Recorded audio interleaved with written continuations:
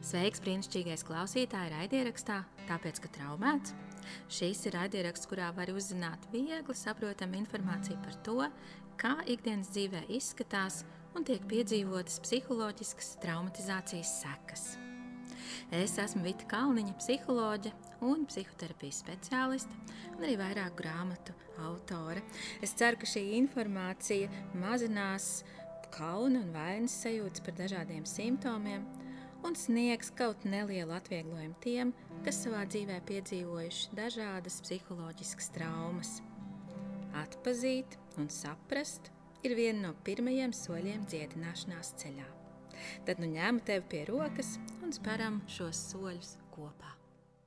Sveiks, brīnišķīgais klausītāji! Es esmu Vita Kalniņa un šis ir raidieraksts tāpēc, ka traumēts.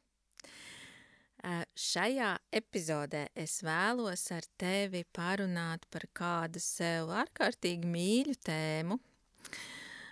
Es gan par šo tēmu parasti runāju mazliet citā kontekstā vai rakursā, nezinu, kā lai to nosauc, un tomēr man ļoti patīk par to runāt, un es varētu daudz stundas no vietas runāt par šo. Nedarīšu tā, bet es ceru, ka tu jau dzirdi, ka tas ir kaut kas, kas mani aizrauj, un tēma ir par raudāšanu. Jā, es nosaucu šo epizodi sekojoši, vai raudāšana palīdz. Un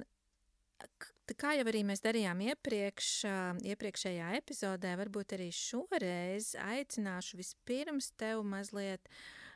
pašam pie sevis pareflektēt par to, kā tev ir ar raudāšanu. Vai tu, gadiem jau neesi raudājis? Vai tu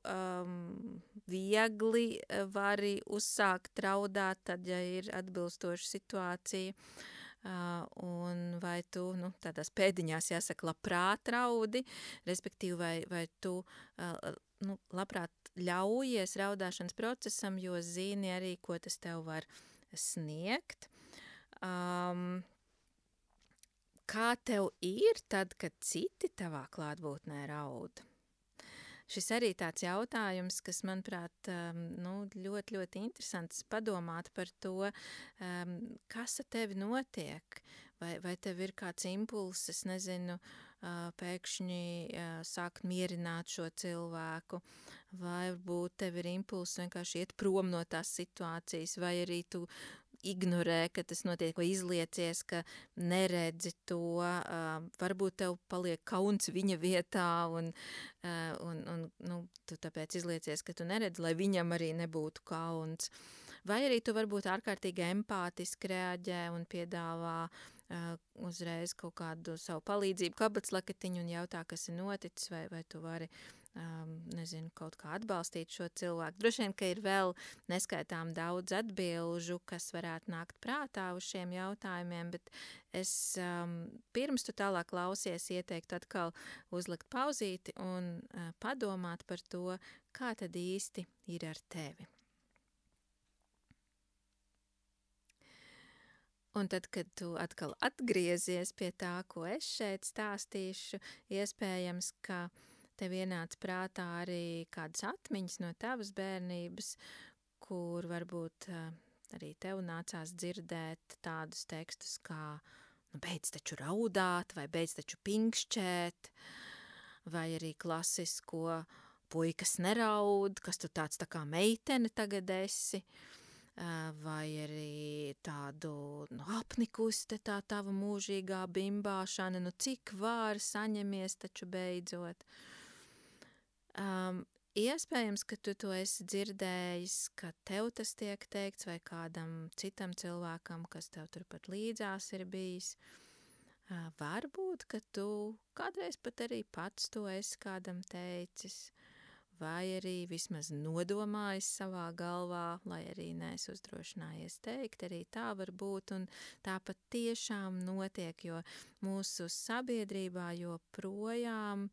ir diezgan noraidoša attieksme pret to, ka kāds uzdrošinātos atklāti paust savas jūtas un it īpaši raudāšanas formā. Jā, tas nav tā ļoti pieņemts. Un, protams, ka te arī ir, kā saka, dažādi burbuļi, jā, un ir ģimenes, kurās tas ir ok, un ir ģimenes, kur galīgi nē, un tad ir atkal vēl kaut kādas draugu kompānijas vai kaut kādas arī profesionālas vides, kur biežāk tas tomēr nav ok, nekā ir ok. Nezinu, kur vairāk apgrozies to, bet iespējams, ka arī par to tu vari padomāt, kā tas atšķirās. Jā, gribu mazlietiņ pastāstīt tad šodien, kāda vispār ir raudāšanas funkcija un vai raudāšana vienmēr ir laba. Jo no vienas puses pat tiešām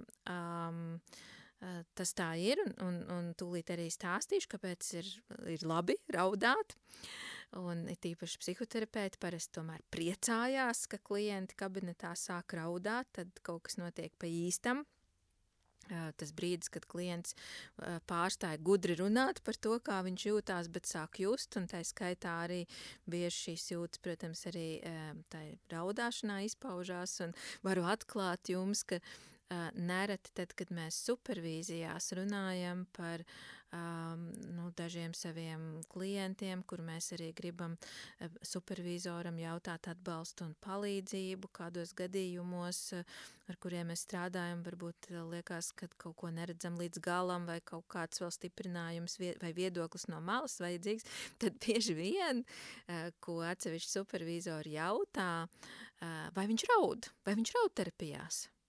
Ja, tā kā tas ir kaut kas, kam tiešām mēs pievēršam uzmanību, kas no vienas puses ir vērtīgi un labi, bet no otras puses varbūt, ka tu arī zini, ka jā, iespējams, ka tu esi no cilvēkiem, kurš raud, un tātad forši jau labi, tā varētu teikt, bet no otras puses tā raudāšana tevi var aizvest tādā pilnīgā iztukšotībā, izmisumā, bezpalīdzībā, un varbūt tu aizmiedz pēc tam tādā bezspēkā, varbūt arī vientulības izjūtā, vai arī tu mēģini pārtraukt to, tad, ja tu vienā brīdī vienkārši vairs nav spēka, nevar izturēt, un tad tu, sāc kaut kādu aprēbinošu vielu lietot, lai tas beidzās, ja, vai kaut kā citādi mēģini to apturēt, bet sajūta pavisam nav patīkama no šīs raudāšanas, un tad jā, kura tad ir šī labā raudāšana, kur palīdz, un kurā brīdī tomēr tas drīzāk ir apgrūtinoši nekā palīdzoši, to atšķirību tad es šodien gribētu ieskicēt. Tātad raudāšana, pirmkārt, jau tā, kā viņa atšķirās, ja, ir viena lieta, par ko mēs varam runāt, ir refleksīvā raudāšana un emocionālā raudāšana. Refleksīvā raudāšana ir tad, kad mēs vienkārši reaģējam uz kaut ko ar asarām, un parasti tas ir kaut kāds arī tīri fizisks iemesls, piemēram, mēs griežam sīpolu, mums iepūš vējš acīs, mums ir kaut kāda, alerģija vai vienkārši sausā acs, ja, un tā asaras, kas ir tāda refleksīva atbilde kaut kādam šim ārējam iemeslam. Emocionālā raudāšana savukārt, tātad mēs raudam saistībā ar kādām savām emocijām, un droši vien arī zini, ka cilvēki var raudāt gan no lielām skumjām, bēdām, izmisuma, arī dusmās cilvēki var raudāt, un cilvēki var raudāt arī no milzīga aizkustinājuma, laimes, sajūsmas, eiforijas, mīlestības. Tātad no ļoti dažādām emocijām cilvēks var būt tik ļoti emocionāli aizkustināts, ka tā rezultātā viņš sāk raudāt. Kādas tad ir raudāšanas funkcijas? Pirmkārt, noteikti mums ir jāparunā par fizioloģisko funkciju, un tas gan ir pierādīts, jo pēdējos gados raudāšana ļoti daudz arī pētīta, ka raudāšanai pirmkārt ir stresu mazinoša funkcija, un tīri fizioloģiski ir pierādīts, ka asaru sastāvā ir stresa hormoni. Tātad, ja cilvēks ir paaugstinātā stresā, viņam ir šie stresa hormoni, tad caur asarām viņi tiek izvadīti laukā no organisma, tādā veidā samazinot šo stresa līmeni. Arī nervu sistēmas regulācija šādā veidā notiek, un tiešām cilvēks izraudoties var nonākt arī parasimpātiskās sistēmas tādā atslābumā. Ja? Tātad autonomās nervu sistēmas divas daļas, simpātiskā, parasimpātiskā. Simpātiskā ir, kur mēs esam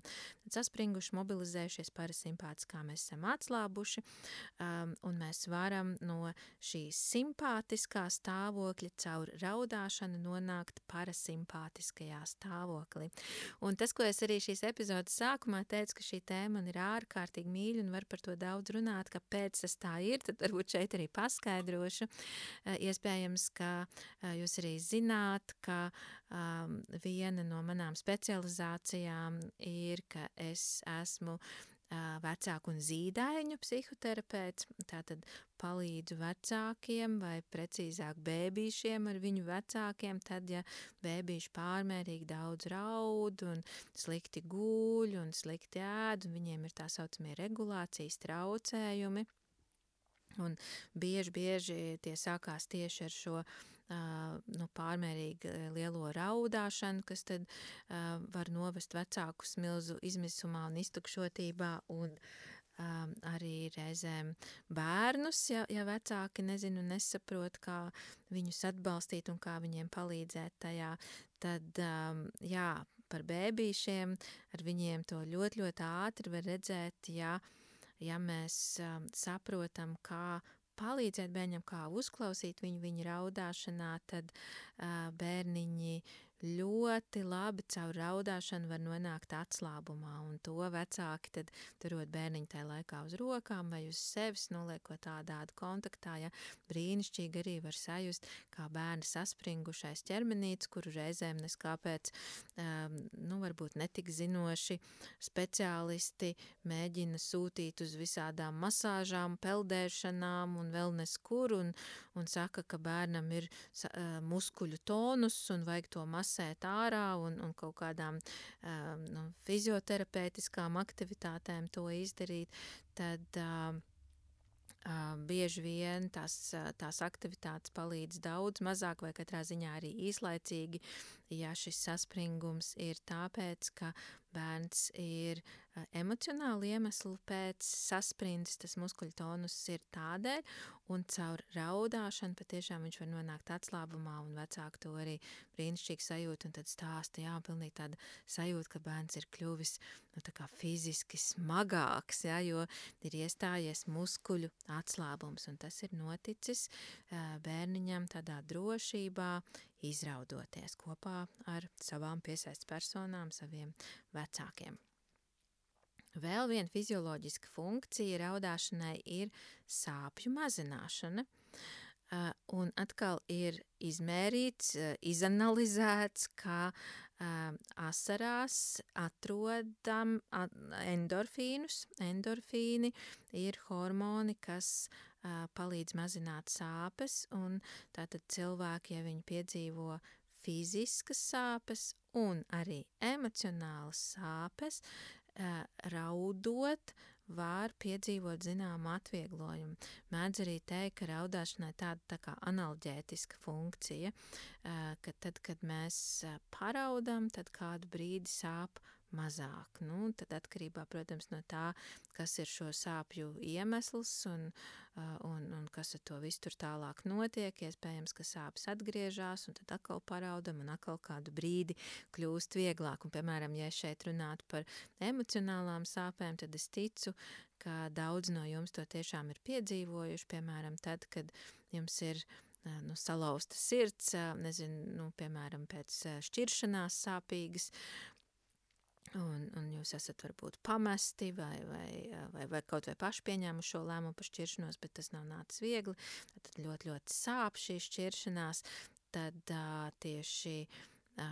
raudāšana ir tā, kas ļauj uz brīdi atpūsties no laustās sirds sāpēm. Vēl raudāšana fizioloģiski palīdz arī tādā veidā, ka ļaujot sev tā tiešām pa īstam raudāt, tā kā raudāt ne tikai klusiņām nobirdinot asaru un slepeni viņu noslaukot, bet arī ar visu ķermeni mēs elpojam daudz intensīvāk, intensīvas ieelpas, izelpas, arī trīcēšana, kas ir raksturīga, tad, ja mēs esam tādā intensīvā raudāšanas epizodē, arī svīšana notiek tajā laikā. Tātad viss ķermenis ir tādās reakcijās. Šīs ir ķermeņa pašpalīdzības stratēģijas, kas palīdz mums atkal regulēt savu nervu sistēmu. Ja nervu sistēma ir izregulēta, tad ārpus tolerances loga, tātad pastiprinātā stresā, tad caur raudāšanu, gan caur šo elpošanu, trīcēšanu, svīšanu, arī rīšanu reizēm, mēs tā kā rijam nost visu, kas mums tur tad pastiprināt arī siekals citreiz izdalās, caur to arī mēs regulējam savu nervu sistēmu. Tad šeit jau es sāku pieskarties arī otrai raudāšanas lielai funkcijai, kas ir emocionālā funkcija. Tātad raudāšana palīdz jūtu pārstrādē. Vienalga, vai tās ir sēras vai prieks, jebkādas lielas jūtas, kā es jau arī iepriekš minēju, tad mēs varam nonākt no šīm lielajām emocijām, lielajām jūtām arī tādā lielā pārslodzē, un lai tas nenotiktu, tad raudāšana palīdz mums atkal nervu sistēmu regulēt un stabilizēties tajā visā, lai mēs neesam šajā pārslodzē. Un ja mēs domājam atkal par bērniem, man liekas, ļoti, ļoti labi var redzēt,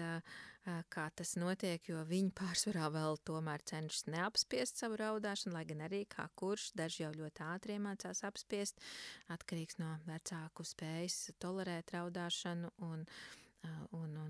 vecāku arī zināšanām par to, cik tas ir labi vai slikti, jo daudz vecāku uzskata, ka jo ātrāk viņi apklusinās bērnu, jo labāk viņi būs bērnam palīdzējuši, un te viņi daudzas radošas metodas ņem sev palīgā, lai apklusinātu bērnu viņa raudāšanā, jo pat tiešām viņi uzskata tas labākais, ko darīt, bet šādā veidā viņi apstādina bērna šo emociju pārstrādes procesu un arī nervu sistēmas regulēšanās procesus, kas būtībā visu to situāciju tikai vēl apgrūtina. Ja, bet, ja mēs tad iztēlojamies, piemēram, tāds mazs bērniņš, es nezinu, tāds, kurš tur nesen iemācījies staigāt vai skriet, viņš tur kaut kur cenšas ātri tikt uz priekšu, un viņš pēkšņi nokrīt. Protams, ka tur notiek divas lietas. Viens, ka viņš ir sasities, bet otra lieta, ka viņš ir arī nobijies no tā. Un ja mēs koncentrējamies tajā brīdī tikai uz to, ka fiziski jau,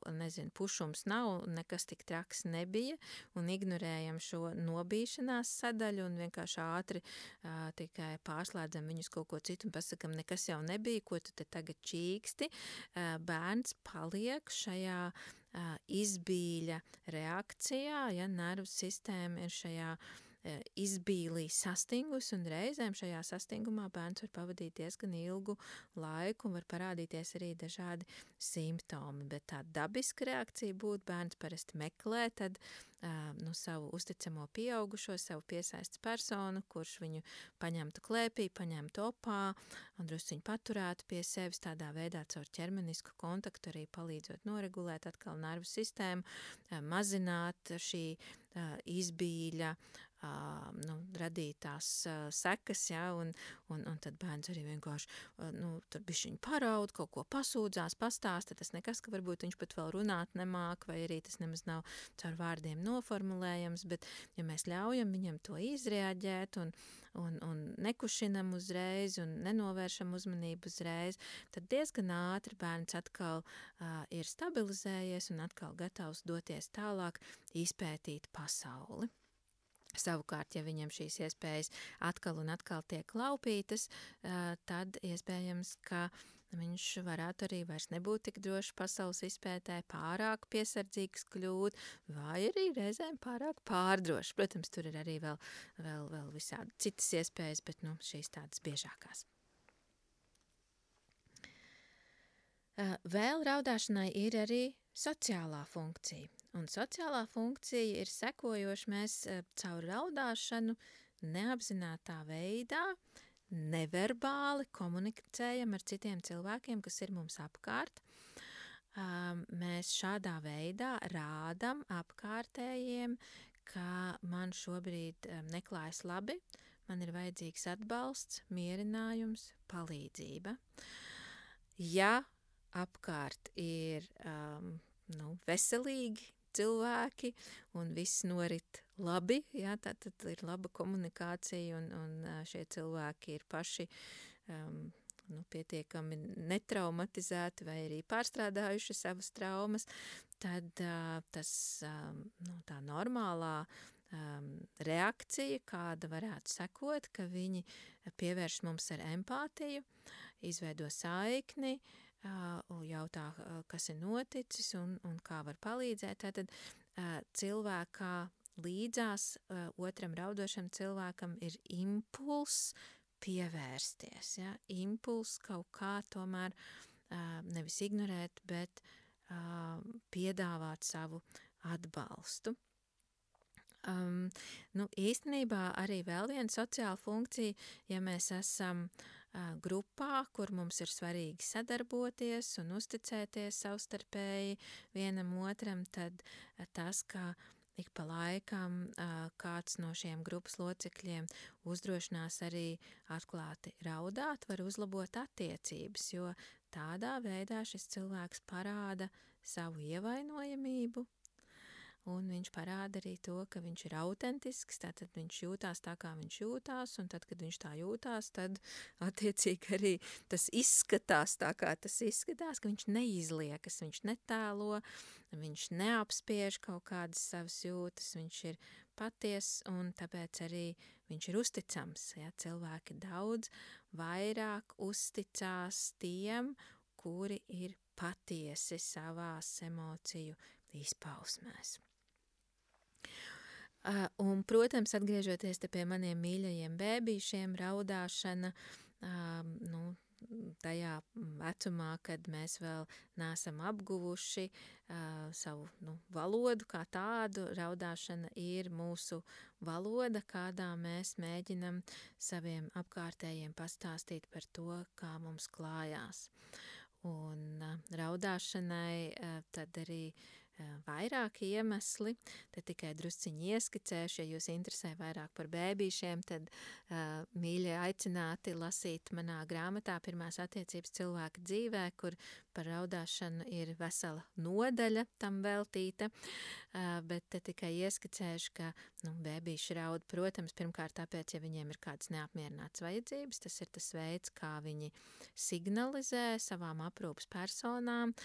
ka man ir kaut kāds diskomforts un man vajag tavu palīdzību. Es pats šīs vajadzības vēl nevaru apmierināt, es esmu pārāk maziņš, es esmu atkarīgs no tevis tajā,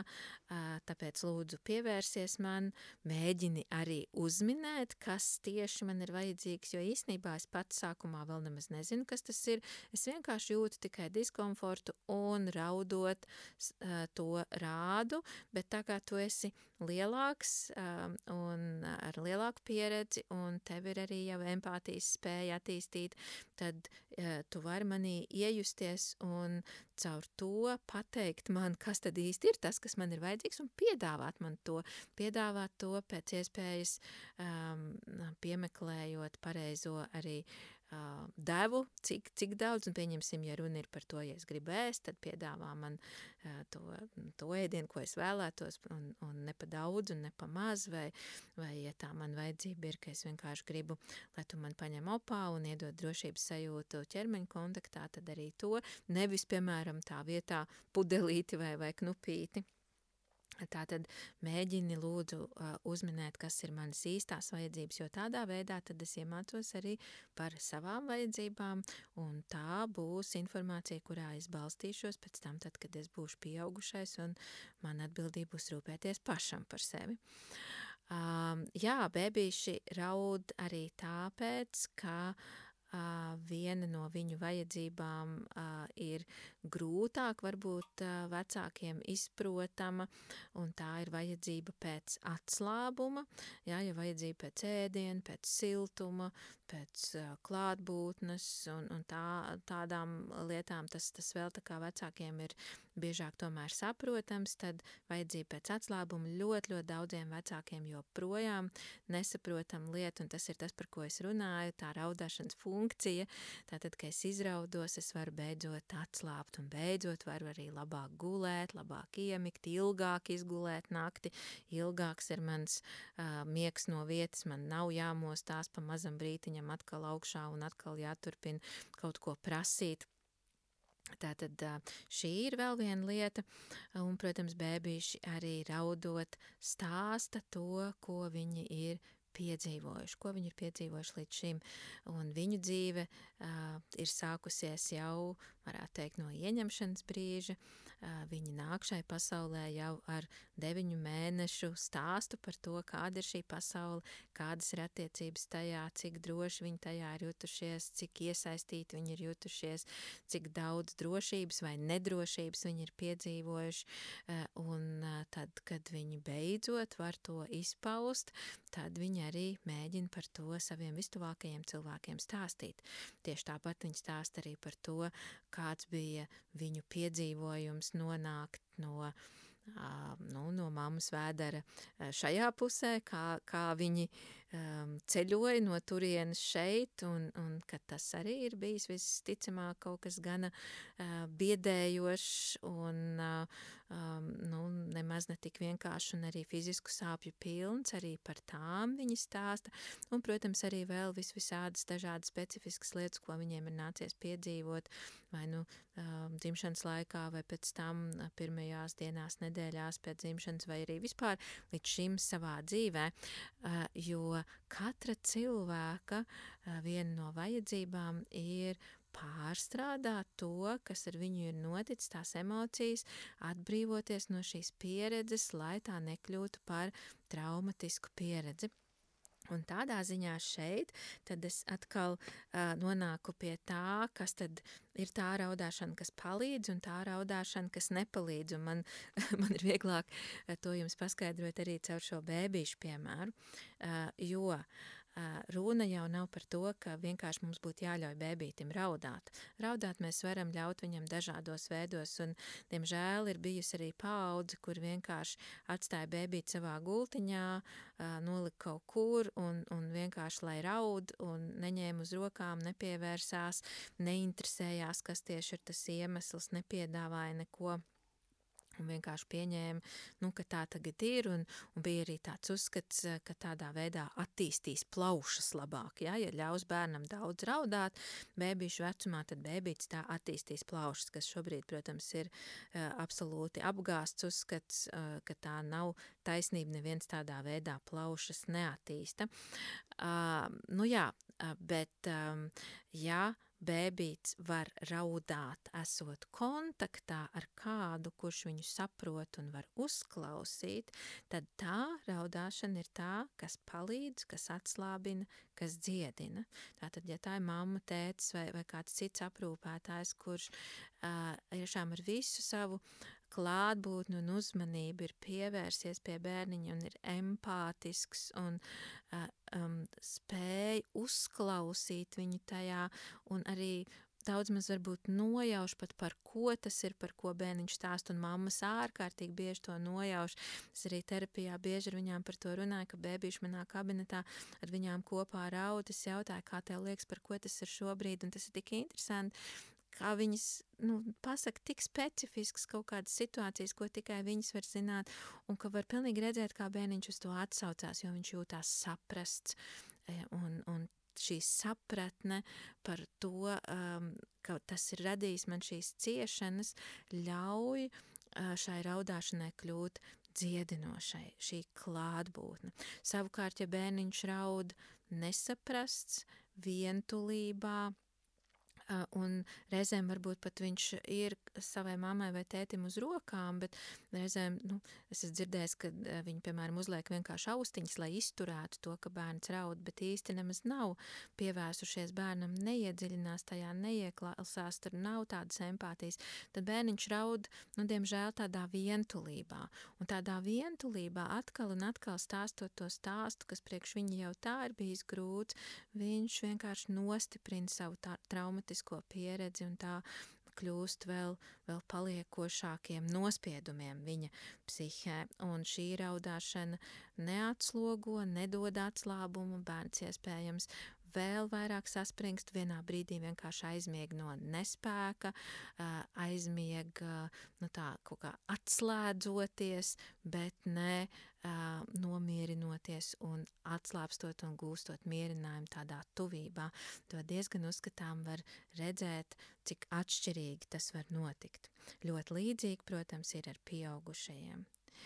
Pieaugušie, kuri var raudāt kāda uzticama cilvēka klātbūtnē, vai tas ir kāds tuvinieks, vai tas ir terapeits, vai kāda cita atbalsta persona, tam īsti nav nozīmes, bet ka viņi jūtas tiešām saprasti, pieņemti, atbalstīti, ka tas otrs cilvēks ļauj raudāt, nekušina, neliek to pārtraukt, nestāsta, ka viss jau būs labi, nepiedāvā 100 risinājums, arī neignorē to, nespiež ciet ausis, neiet uz otru istabu. Ja? Tātad šis atbalsts, tur ir šī klātbūtne, tur ir šī raudāšana, var būt atvieglojoša un dziedinoša. Savukārt, ja tas tur viss nav, tad jau tas var radīt arī tādu retraumatizāciju. Un te vēl viena lieta, ko es gribu īpaši pateikt par pieaugušajiem. Pieaugušam cilvēkam, diemžēl īpaši, ja viņš bērnībā daudz ir raudājis viens pats bezpalīdzībā, izmisumā, un tad tā arī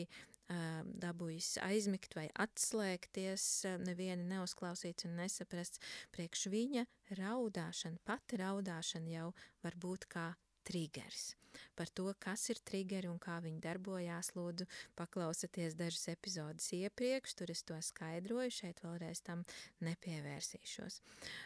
Un līdz ar to, ja raudāšana ir kā triggeris, tad pati raudāšana par sevi jau momentā atgādina par ļoti dziļu bezpalīdzību, kas iespējams nāk jau no šīs pat zīdaiņu vecuma, un momentā izsauc arī šo neregulēto nervu sistēmas stāvokli. Un tas var sajusties, kā tāda retraumatizācija, tas var būt kā tāds ļoti, ļoti smags, nepatīkams stāvoklis, kas tad arī var beigties tādā pārgurumā, tas var beigties arī tādā disociācijā, un ja tas aiziet šādā veidā šī raudāšana, tad es teiktu, jo ātrāk tu to pats pārtrauksi, jo labāk, un jo ātrāk tu meklēsi sev palīdzību, kā to mainīt arī, jo labāk. Savukārt, ja tu esi līdzās kādam, kurš raud, tā kā es stāstīju, kad viņš raud, bet ir patiešām šeit un tagad. Kad tu vari just, ka tas cilvēks ir šajā reālajā tagadnes pārdzīvojumā, kur viņam kaut kas ir sāpīgi, kaut kas ir grūti, tu vari vienkārši būt līdzās, klausīties, uzdot jautājumus, nesteidzināt, ļaut tam visam notikt. Bet, ja tu jūti, ka tas cilvēks īsti vairs nav šeit un tagad, un viena no tipiskām pazīmēm ir, ka cilvēks raudot sāk vērt ciet acis vai spiest ar rokām ciet acis, ko mēs arī, diemžēl, nerad iemācamies jau bērnībā, tad šī ir raudāšana, kas šim cilvēkam nepalīdzēs, un tāpēc tu viņam varētu palīdzēt caur to, ka tu palīdzi viņam atgriezties šeit un tagad, veicot tā saucamos reorientācijas vingrinājumus, un tas vienkāršākais, ko tu vari darīt, aicināt viņu atvērt acis, ja? Aicināt viņu paskatīties apkārt, kur viņš šobrīd atrodas, kas ir šī par vietu, un meklēt kaut ko, kas arī varētu ar tādu stabilitāti un drošību šeit asociēties, un aicināt varbūt viņu sadoties ar tevi rokās, ieskatīties tev acīs un elpot kopā. Un elpot kopā varbūt mazliet lēnāk nekā parasti. Un tādā veidā caur sevi palīdzēt nonākt šim cilvēkam atkal